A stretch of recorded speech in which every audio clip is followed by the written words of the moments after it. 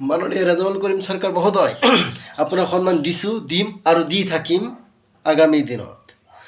আপুনি সংখ্যালঘু আমচুৰ গডফাদাৰ হৈ কেনে আপুনি ৰয়েল বেংগল টাইগাৰ যাৰ গৰ্জন শুনি বহুত মানুহে পেণ্টত পেচাব কৰি দিছে, আজিকালি সেই মানুহবিলাকে আপোনাক মন্তব্য কৰি আছে যে ৰেজাউল কৰিম ক্ষমা বিচাৰিব লাগে।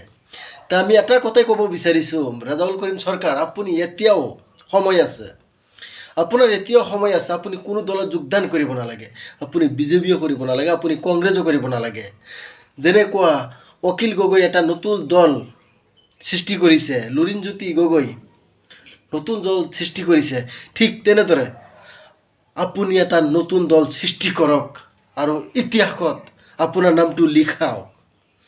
আমি আপোনাৰ লগত আছোঁ, থাকিম, ৰৈ থাকিম, আপোনাক ছাপোৰ্ট কৰিছোঁ, কৰিম আৰু আগামী দিনতো কৰিম। আপুনি ৰয়েল বেংগল টাইগাৰ হয়, আপুনি ৰয়েল বেংগল টাইগাৰ, আৰু আজি আপুনি মেকুৰীৰ দৰে কথা শুনিব লাগে মানুহৰ। আপোনাৰ যিবিলাক মানুহে আপোনাৰ গৰ্জন শুনি কেনে পেণ্টত পেচাব কৰি দিছে, পেণ্টত হাগি দিছে, আজিকালি সেই মানুহবিলাকে আপোনাক মন্তব্য কৰি আছে যে ৰেজাউল কৰিম চৰকাৰ আপুনি ক্ষমা বিচাৰক।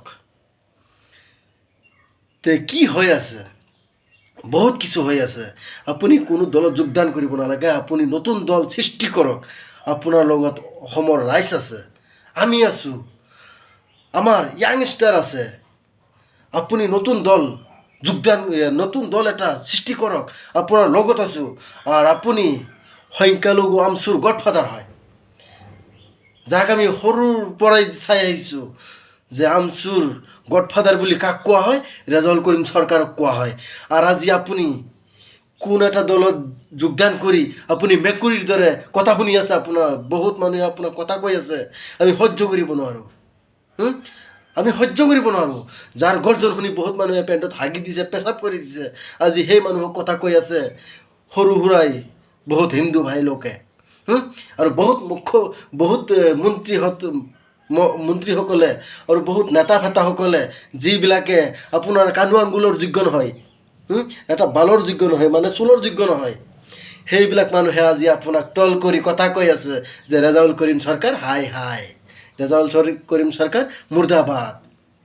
তে আপুনি কোনো দলত যোগদান কৰিব নালাগে, আপুনি নতুন দল সৃষ্টি কৰক। আমাৰ য়াংষ্টাৰ লগত আছে, আমচুৰ কেডাৰ হত আপোনাৰ লগত আছে, সংখ্যালঘুৰ যিমানখিনি মানুহ আছে, মিয়া মুছলমান হিন্দু ভাইসকল গোটেইবিলাক জনজাতি আপোনাৰ লগত আছে। আপুনি কোনো চিন্তা কৰিব নালাগে, আপোনাৰ লগত আছোঁ। ঠিক তেনেদৰে আপুনি নতুন দল সৃষ্টি কৰক আৰু আমচুৰ ইতিহাসত আপোনাৰ নতুন দলটোৰ নাম ৰাখক। আমি আপোনাৰ লগত আছোঁ। জয় আই অসম, জয় আই আমচু, আমচু জিন্দাবাদ।